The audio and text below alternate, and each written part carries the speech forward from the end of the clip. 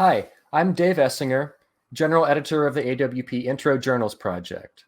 This contest invites nominations from AWP member programs every fall for student work in poetry, fiction, and creative nonfiction. Winners are placed for publication in prominent journals including, this year, the Colorado Review, Puerto del Sol, Reed Magazine, the Tampa Review, Hayden's Ferry Review, Mid-American Review, Iron Horse Literary Review, and Quarterly West. This year's judges were Suzanne Moeller for poetry, Rebecca Moon Rourke in creative nonfiction, and Cliff Garstang in fiction. Tonight's reading will feature 4 of this year's award winners. Yes, No, Conversations with My Son by Kara Melissa Sharp, which will appear in the Tampa Review. Volunteering at an Alzheimer's Unit by John Kneisley in Quarterly West. And Etymology of King County Family Court by Summer Wrobel, which is appearing in Iron Horse. And I Dream of Dressing Your Altar with Slaughtered Meat by KJ Janeschek, which will be in Mid-American. So we would like to thank all of the participating journals and AWP's Director of Publications, Supriya Bhatnagar, Director of Communications, Juanita Lester, and also Claire Chambers and Rachel Balzano, who are doing our recording tonight. Yeah, thanks for being here and thanks for tuning in, everybody. So, Kara, we have you on deck first, so whenever you're ready. Here is the beginning of a book I'm working on called Yes, No, Conversations with My Son.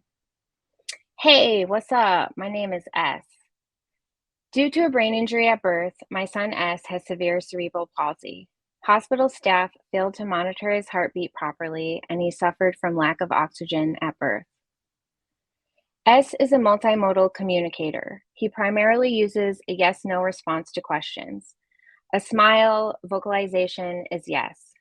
Eyes up is no. This is the simple, short explanation, the one I put on all the forms we fill out for school, summer camps, extracurricular activities, and doctor appointments. What it really means: ask S a question that can either be answered with a yes or a no. If it's a yes, he will smile. Sometimes we are driving or speaking on the phone and we can't see his face. We encourage him to use his voice. A small hum from the back of his throat erupts, sometimes loud and sometimes almost inaudible, depending on the energy he has, because his whole body tenses and moves to get the sound out. When the answer is no, he looks up to the ceiling or the sky, depending on where he is. This action is quick and easy for him. It takes less energy, and sometimes he even anticipates the end of the question and says no before he hears all of it. He also uses an eye gaze, a switch, and an iPad. Each of these is partner assisted. Each of these is programmed by someone else. S's choices are not his choices. They are what someone else thinks he wants to say. On the eye gaze, each page leads to a grid of 12 squares on a 13-inch screen that present choices for S. A cartoon-like picture accompanies each word typed below it in each square. The eye gaze camera is calibrated with S's gaze. He has to sit in his chair with the eye gaze at a specific height and distance for the perfect calibration. S can choose what he wants to say by looking at the square that asks or says what he wants to communicate. His eyes must dwell on the square of his choice for nanoseconds. For example, when S looks at the mind blown emoji, there is a computer-generated voice that says out loud, "My mind is seriously blown." He loves this one. It was the first one he chose when he got his new updated profile with more teenagery words. Remember, we program his eye gaze for him. Switches are pre-recorded with messages by someone else speaking for S. He has a step-by-step switch which attaches to a clear tray that sits on the arms of his wheelchair. There is a large round colored button on top of the switch. Once the message is recorded, he hits the switch to share the message. Before recording messages for S, his partner will ask him what he wants to share. The school team has a lot of fun with S with this, and while they speak, they give pause and time for S to vocalize along with their words, so that it really is S's message. After a few lines about the day's activities, they end with a joke. What do you call Chewbacca when he gets chocolate in his fur? A chocolate chip Wookiee. Star Wars jokes are his favorites. He also likes punny jokes. Jokes can be tricky, as has dystonic cerebral palsy, which means that sometimes he has involuntary movements. He can control his arm to move towards the switch, but it takes a lot of effort. Sometimes the punchline comes a little longer or sooner after the joke than expected. Yes, no is the fastest, lowest tech way for S to communicate. S is 14. I am his primary caregiver. Sometimes I am his only voice. Mama. I wrote something from your point of view about how you see and experience the world around you. S. Yes. Do you want me to read it to you? Yes. Do you want me to add your words to what I wrote? Yes. Do you want to say something with your eye gaze? No. Do you want me to ask you what you think about each section I wrote? Yes. Is it okay if I share it with the world? Yes. I gave myself the task of writing an impact statement to share after the verdict in a long, arduous 12-year court case. When I set out to write it, I planned to share it with the lawyers representing the national health system in the UK, where S acquired his brain injury at birth due to negligence on the part of the midwives and doctor. In an anticlimactic moment, because we hadn't downloaded the correct version of the video chat on our computers, we heard the representatives for the NHS share a sincere apology. They were not the people who had changed the trajectory of our lives. They represented a group of folks as a whole. When I began the lawsuit, it was to ensure other new mothers didn't experience what I did, that other newborns avoid a traumatic start. Over time, it became a means to an end to a beginning so that S would have everything he needed and more. Because, like most mothers, I believe he deserves the world. Since he accesses it differently, there are more costs in getting there. I imagine the world through S's eyes, the one that we have created and live in together with his dad, M, and sister, T. Ultimately, I wrote it for myself. When it was complete, I felt it was too personal to S to share with the case representatives. It allowed me to process and let go. I needed to move forward into what was ahead of us and close the portal to the past. Since S's birth, I had been in fight mode. I fought, and we won. The following conversations occurred after I shared that statement with him, one section at a time over several days. I used the statement as points to guide our conversations, but also to see if I had gotten it right. It being his perspective, his voice. Sometimes I have to ask the question more than once to confirm an answer. This is what he said. Are you excited to be working on a project with me? Yes. Are you distracted by the voices in the other room? No. Do you like to watch the neighborhood kids glide on their skateboards? Yes. Do you feel happy when you see the neighbor? Yes. Do you feel invisible because he doesn't see you or acknowledge that you are there watching him? Yes. Do you remember when we went to the Science Center and saw that presentation about skateboarding? Yes. Remember they took photos of you and your friends in your wheelchairs, the skaters' hands on your shoulders, all of you posing and smiling? Yes. Did you like getting your picture taken? Yes. Do you think they took your picture because you were in your wheelchair? No. Because they knew you liked skateboarding? Yes. When you are tired, it is hard to hold your head up, right? Yes. Do people feed you too fast? Yes. Do you like to use your eye gaze when you are eating? Yes. Do you say, please stop when people feed you too fast with your eye gaze? Yes. Do you also say, this is delicious? Yes. Do you also say, wait, I am still chewing? Yes. Do you also say, yuck, this tastes gross?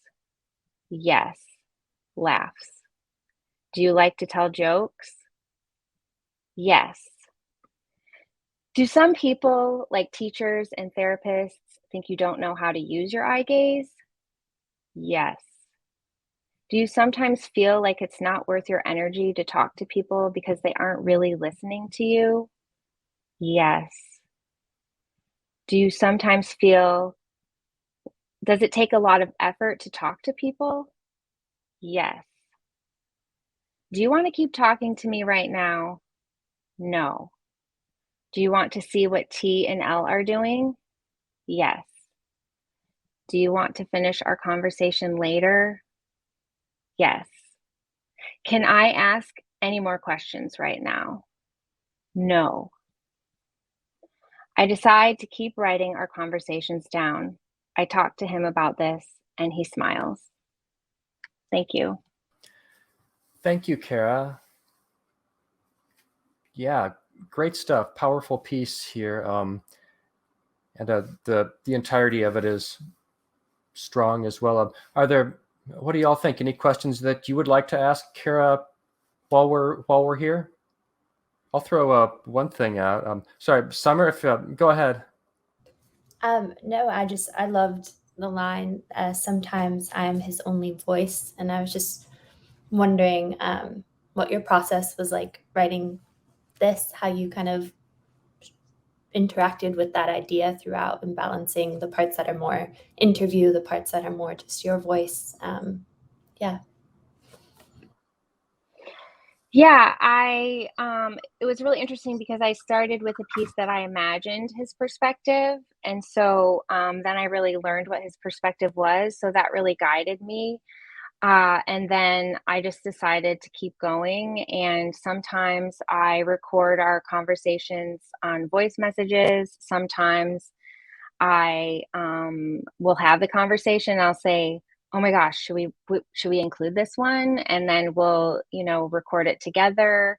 Sometimes I just write notes down, and then I come back to the conversations, and then my perspective comes out. I read through the conversation, and I think about what is the backstory, where am I coming from, what needs to fill in the blanks for the reader, and so the reason why I'm so excited about the project is it shows both of our perspectives. It gives him his voice.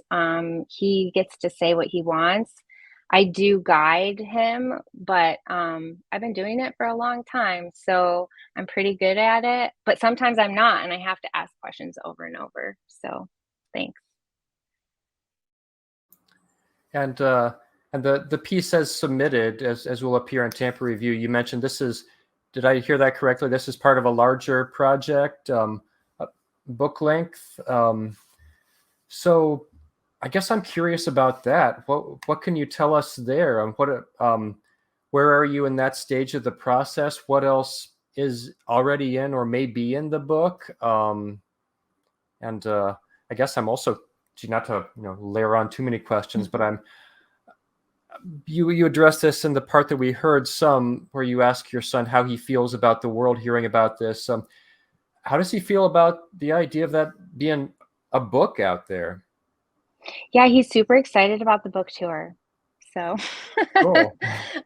yeah, he's pretty excited about it, which is great because he's pretty private. He has an Instagram page for baking because he likes to bake, but it's all, he doesn't like his pictures on the internet. And so we agreed that we would use his initials. And, but he also, he's experienced so many people who treat him like he's a baby or not a person, and I think that he has a great sense of humor about it. Sometimes though it gets tiring, and he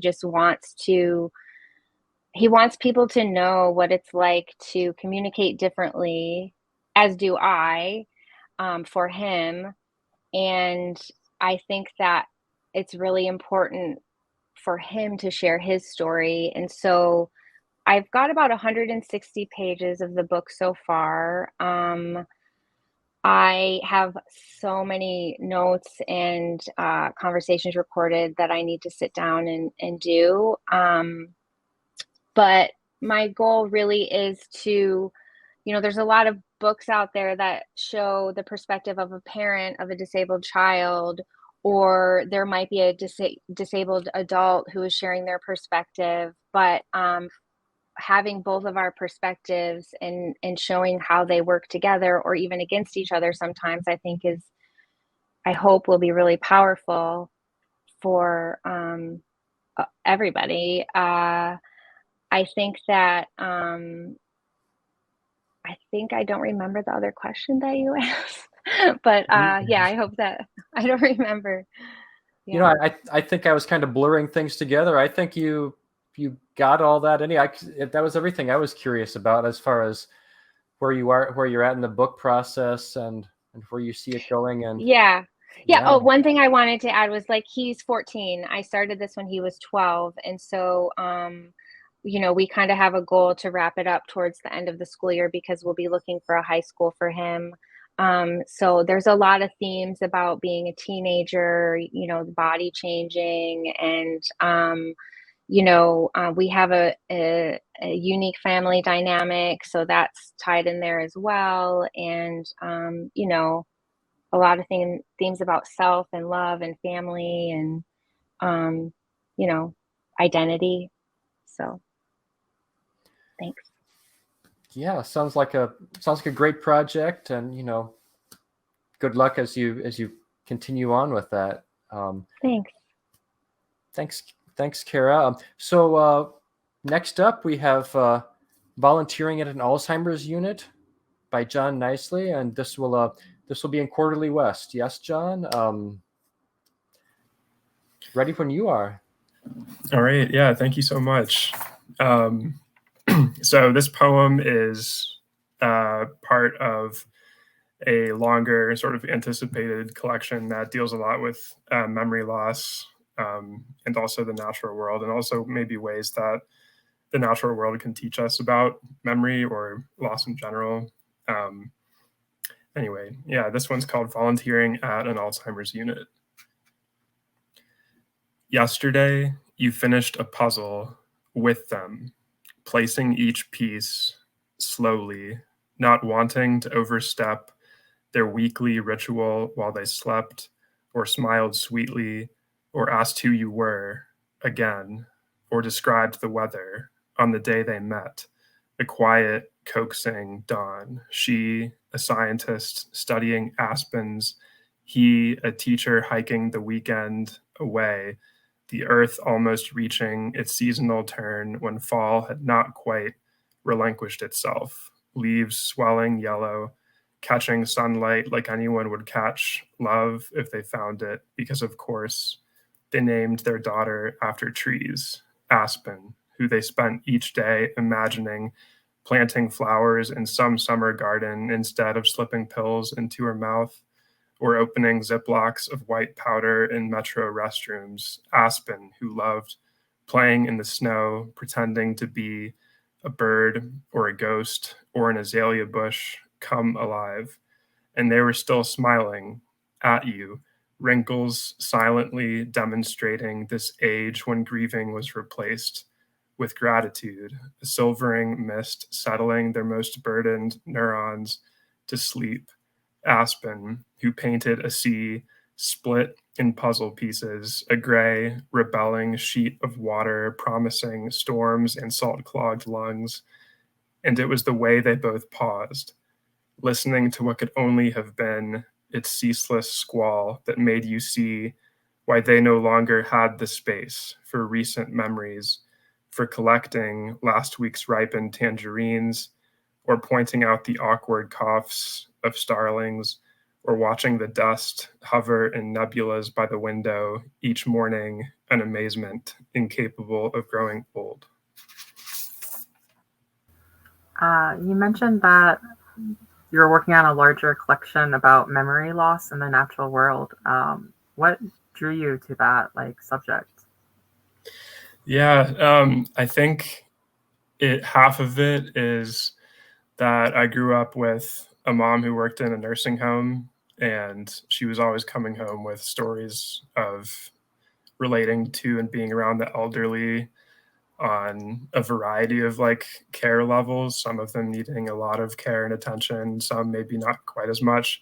I think the other half is maybe that part of you that I think a lot of writers and just humans can relate to, that sometimes they're just things that draw your attention just from experience or from living, and you just kind of want to write about them, or something in you feels like it's necessary or important to write about them, but maybe you can't always quite explain why. But I guess I've always been drawn to the natural world, trying to learn from it. If that answers your question, but thank you. Yeah. There were a lot of images that were really powerful with the leaves and the sun, and but I did highlight when grieving was replaced with gratitude. That was really powerful, and even the cadence of the words, and then just the balance of kind of nature versus nurture, with the nature and then the nurturing on the other side. So yeah, thank you. I was just thinking that that memory is such a rich kind of theme here, and I work a little bit and everything, but I mostly have been writing fiction lately, and I love the potential for just kind of layering stories here, and you have that going on here. You have that layering, and I think in poetry is interesting because it doesn't come to us as this is fictional, this is non-fictional. So that's kind of my rambling way of getting to some of this. You said you in background as far as your mother's work in health professions, but would you be interested to tell us how much of this is kind of reappropriated experiences and stories, and how much is just kind of you're taking the opportunity to layer new narrative in here? Is there an Aspen? I'm curious about some of that stuff, if you'd like to address any of that.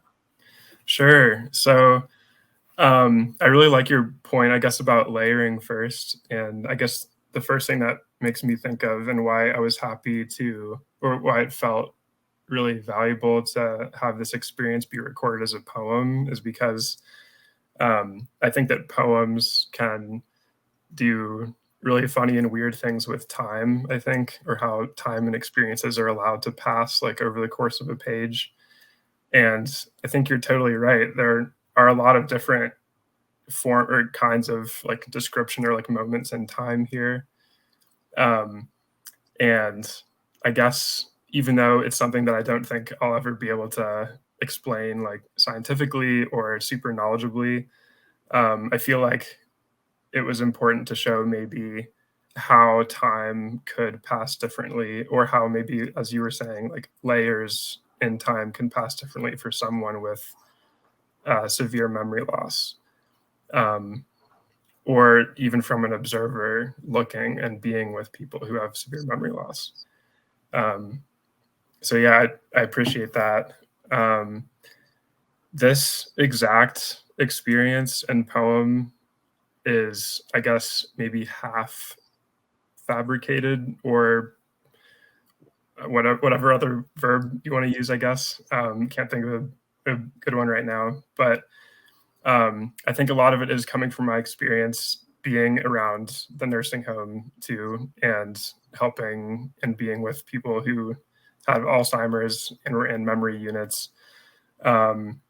Even though this exact story is different, I think that the thing they have in common and that they share is actually this very intriguing relationship to grieving and loss, which more often than not is surprisingly like associated with something positive or something that they can still hold on to, or that coworkers or like nurses and doctors encourage them to think of in a positive way, so that the things that dominate their memory aren't, from a daily basis, aren't as like mournful or damaging, if that makes sense. Sorry, that was a long answer. That's all good stuff. And yeah, I can see that, the idea of just the idea of memory versus real life that we're in right now, and what part of it do we want to dwell in, right? All these realities, and I'm not getting any more coherent the longer I go on, but this You're is fine. I mean, if we could say it directly, why would it need to be a poem, right? I think you've done a fantastic job of capturing that, and you're working on a collection that is similar with dealing with these kinds of themes. Yeah, I think largely I'm really interested in trying to show or just like dwell in experiences that at first might seem maybe like tragic or mournful, or like even like death is a subject that I'm trying to write about more. And I'm really interested in showing them, or I'm really interested in showing like the grief and the sadness, but not like, but also how they can be an opportunity for growth or something to be born or something like more positive. And so I guess in this poem, just for example, like I think Alzheimer's is a torturous disease, but it's not only torturous. I think it can also, in a very weird way, bring about something beautiful. And I think that's sort of like what I'm interested in too. Like, even if something dies, what can come from that? That could be good, or in a way. Cool. Well, I'll look forward to seeing more of your work out in the world. Thanks for reading tonight. Next up, we have Summer, Etymology of King County Family Court, and this is going to be an Iron Horse literary review. Maybe it's already an Iron Horse. They're working on it. Cool. Well, I think I'm ready when you are. Cool. Thank you, Dave. Yeah, so I'm going to read just the first part of my essay called Etymology of Kings County Family Court. The first time my mother says the words child services, she screams them. It is an early evening in Brooklyn, and I can feel our apartment shrinking with the sun. I'm not in the same room as my mother, but I can hear her. She wants to know who made the call. She has her guesses. An ex or one of my father's colleagues, she is certain, blames her for his death. I have my own guesses too. A teacher from my younger brother's school, or maybe our doorman. My father died by suicide only a few months earlier, and the shock of it had reverberated through our lives, right out the front door and onto the street, like my mother's voice, loud. The word neglect is said a few days later, first at an unannounced family visit from a child protective specialist, and then, again, in a letter that tells my mother she is under investigation. I am 5'10", a junior in high school, and I think I know what words mean. Then the social worker interviews me about my mother. We are in the living room of a friend's apartment, and the woman has a pen in her hand. She wants to know about my mother's drinking, her rage, why she forgets to pick up my younger brother from school. I realize that I only have nouns, small and thorny in my mouth, though I say them with all the confidence I can muster. Grief and addiction. The woman wants verbs. Does your mother hit you, she asks. Does she make you feel afraid? I think I'm too old for this language. Look at me, I want to say. I am taller than my mother and stronger. I don't fall. It is the other way around. It is my mother who falls when I push past her and out the door. It is she that bruises and cuts herself in her own drunken rage, so when we wake up, it is her wounds that need care. There were times when I wished my mother's words could do what she physically could not. I wondered what fear could look like on my skin. There were days when I wanted something to show and remind her of what she forgot, or on the days when she did remember and held me in her arms, I wanted something I could choose to hide from her, so at least I knew what my choices were. But these thoughts I am too ashamed to say. Instead, from CPS, I learned what neglect means to the New York Administration of Child Services and how its definition expands under the Family Court Act of the state of New York. Neglect can be an inability to provide basic needs like shelter, education, food. It can also be defined in relation to substance abuse or as a subjugation to excessive fear and verbal terror. I learned that neglect in all its definitions is a transitive verb. Transitive verbs need to affect something for meaning. They need an object to exert action on. Within a month, the investigation is labeled indicated. Indicated means there's enough credible evidence of maltreatment. Indicated means my family assembles in a courtroom. It is in the courtroom that I learn I've been using the word child wrong. My younger brother, C, 10 years old, is a child. I, 16 years old, am a child. But my older brother, D, though he lives with us and is still in high school, is 18. He is not a child. He does not sit by the lawyer with C and me. Instead, he is in spectator seating 3 rows behind us. I see him in the corner of my eye, sitting in a suit that looks too grown up for his teenage body, and I know whatever happens to us happens to him too. The judge decides that us children will be put temporarily under the custody of our maternal grandmother. My grandmother, who has flown to New York for this very request, agrees. In the days after the hearing, I wonder, if a mother is defined as someone with parental responsibilities, but my mother is no longer my guardian, then is my mother still my mother? This is what I want to know. What is the difference between mother and guardian? Can my mother still be my mother even when she is not legally contracted as such? Adults have mothers even when they don't have guardians, I tell myself, as though I am only playing a word game at home. I practice saying the word guardian out loud. I practice saying it to my friends' parents and to my advisor at school when I tried to apply for a student Metro card with my new address. In my throat, guardian is a hard sound.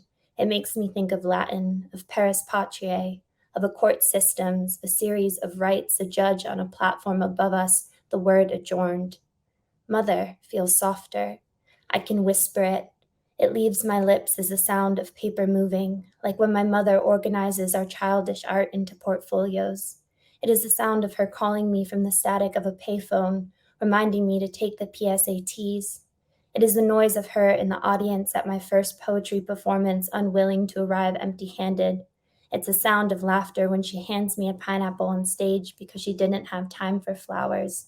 And it's the quiet weight of the pineapple on my lap when I take the subway to a different home. The definition of forgiveness, like mother, I learn, is malleable by time. Forgiveness in 1 year means my mother must complete a series of mandated therapies, or there is forgiveness in 18 years, when the records against her will be expunged. As part of the court's request, my brother's grandmother and I must visit my mother in an ACS office for a family meeting. But because I am older, because no one asks where I go, I also visit my mother alone. I take a bus to see her at a sobriety house where she signs out for the day. We walk up and down the sidewalk, find a place to eat, and over eggs she asks me about school, where I'm applying to college, and I think, when she reaches over to grab my hand, that I don't need a timeline for forgiveness. I hold my mother's hand, the same bony hand I held for the first 10 years of my life, and I forgive her. By the time my mother finishes her treatment program, I am 18 years old. She returns to court for permission to regain custody of my younger brother. She is sober and hopeful and determined. I am not in the courtroom. I am no longer a child. There is no legal need for us to reunite. And I'll stop there. Thank you.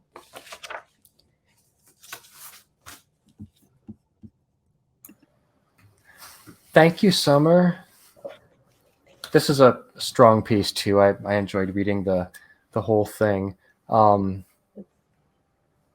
So okay, one thing I'm curious about, right away from the title, the device you use to keep coming back to etymology here, it feels simultaneously like a way to kind of get into and explore what's going on. So it's not just, giving us straight narrative of this happened to me, but it also feels kind of like a way of getting some distance on this. You can kind of like take a step back from the very personal material to talk about that kind of more objective.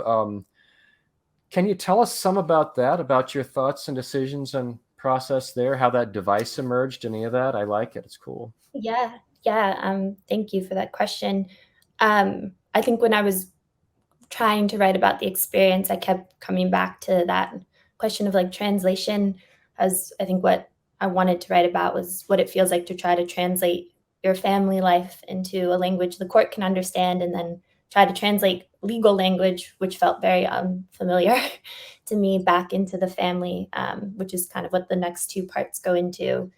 And then I think translation just got me. I was reading a lot about languages while doing it, and I decided I needed some way to just kind of organize the writing and thinking about words that I was unfamiliar with during the experience, or words that felt like I was learning a new definition of, whether it was a legal definition versus how I had experienced, or my own emotional definition of the word. Kind of organize the scenes, and I think when the time came, I just decided, I want to keep that framework. I think it does add a little distance that I needed to write it, but I also wanted to focus the reader in on that theme of language.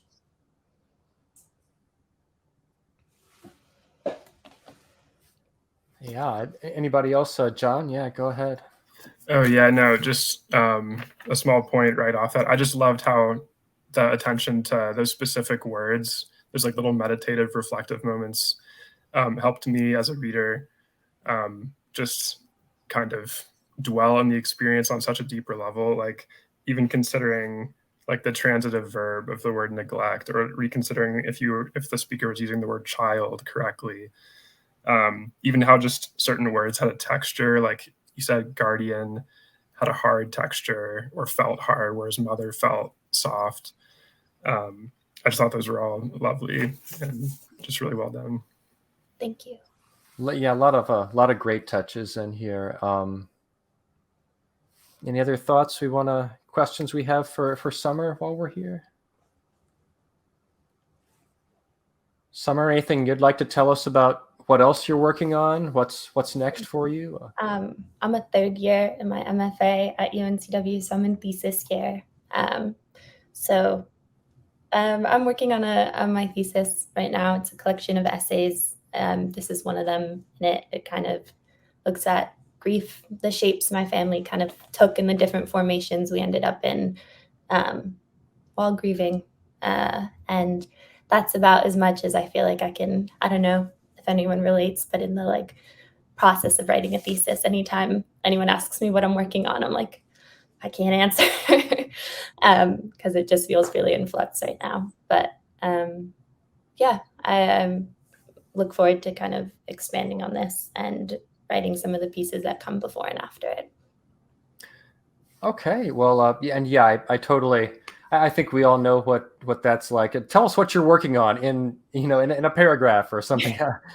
It's yeah, I'll just put my entire novel in a sentence here, but and that totally makes sense if it's too early to know what all the things are, but the themes, the content, it's seeming like rich stuff so far. So best of luck with that. Great. Thanks for reading.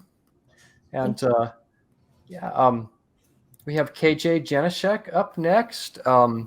I dream of dressing your altar with slaughtered meat. And has this been in mid-am already? Is it coming out soon? I think it's coming out soon. I'm not quite sure the details, to be honest. I'm sure that's in the works. Yeah. Yeah. So I'm gonna read this poem. It kind of emerged out of a dissolution of a very like close friendship, and it thinks a lot about the kind of sacrifices and choices we make in regards to our relationships and like the rest of our lives. But yeah, so I dream of dressing your altar with slaughtered meat. From your well, a story spun a golden bow. Its molten tip ran due course, flame flicking beneath my veil. What would you call me were you to name me anew? A beast fallen before the base of the tree? A bird with a curved beak clutching its pound of meat? You have never bent your fingers near an animal's neck. You do not cut your own hair. It is true. I pressed my fingers to hot coals and marked the backs of your earlobes, your hip bone, your skin tag. Do not tell me your hue never shifted, that a red never unfurled from your drooping lip. During our last tete-a-tete, you remind me you have seen my shade dancing across my neck. You cover your ears when I name the color of yours. Across your altar built from bone, silver scatters, and the gold-finished trips as arrows splinter the seam between words and voice. Thank you. Yeah, thanks. That's a cool poem. So I'm curious about a couple things here. Such visceral language. I love this. There's so many lines that kind of grabbed me for sure. And at the same time, I would be hard pressed to point to any of these if somebody said, take this line, take this stanza, and tell me its objective, absolute meaning, because I think there's a lot of application that we do, and we bring a lot to that. You in your preamble, you tell us the relationship, the friendship this was about, and I heard that. I'm like, I've already read the poem. That makes sense. I can see that. But I feel like there are a lot of other like kind of reader applications too.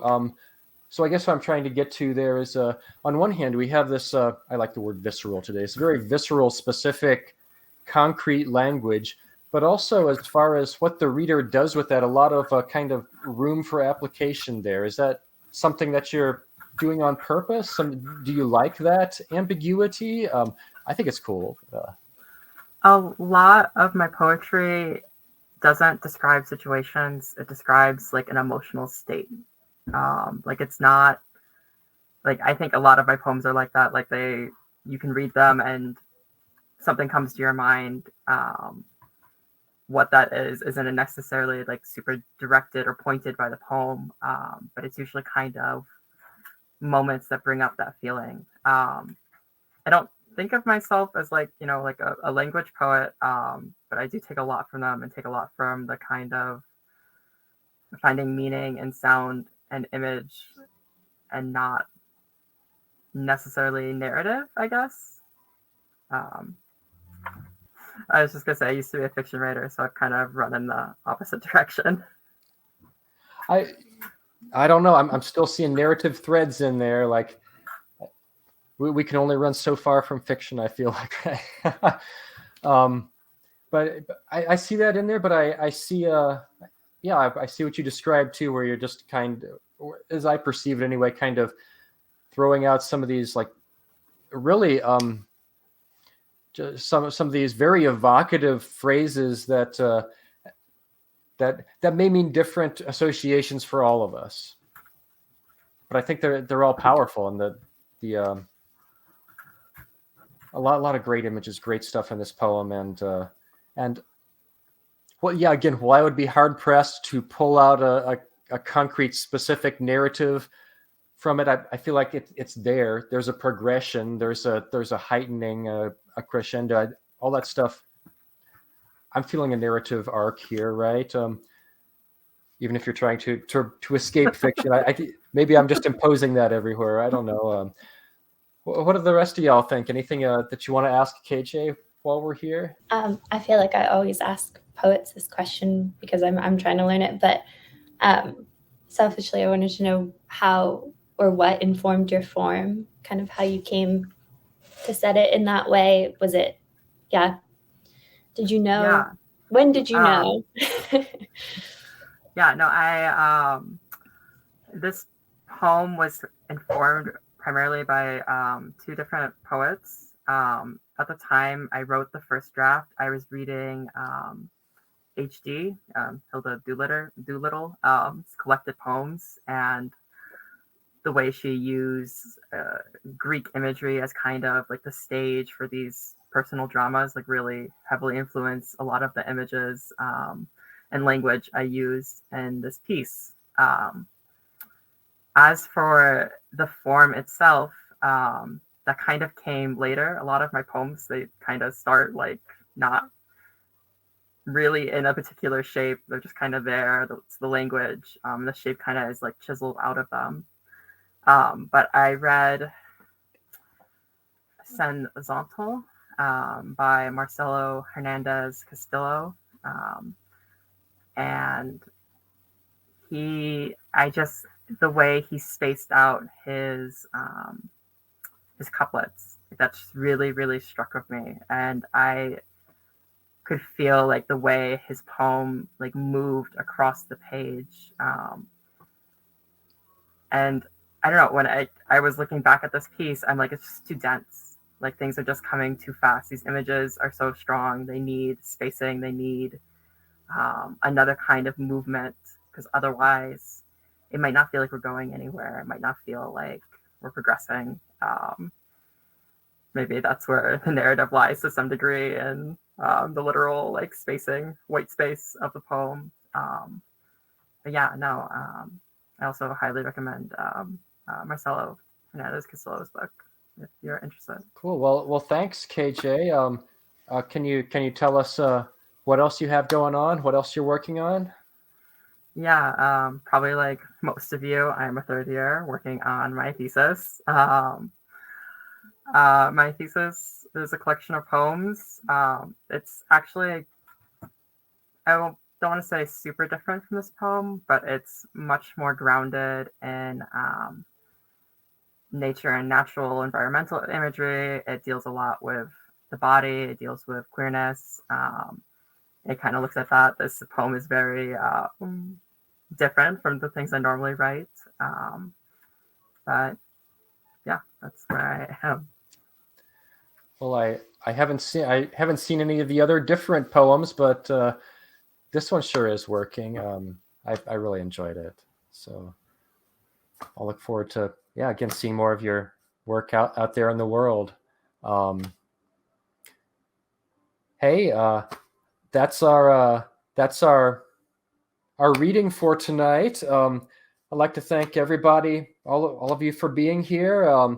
Again, Claire and Rachel for running the show behind the scenes in StreamYard, and John, Kara, Summer, KJ, thanks for being here, and everybody who's playing this, tuning in, listening out there.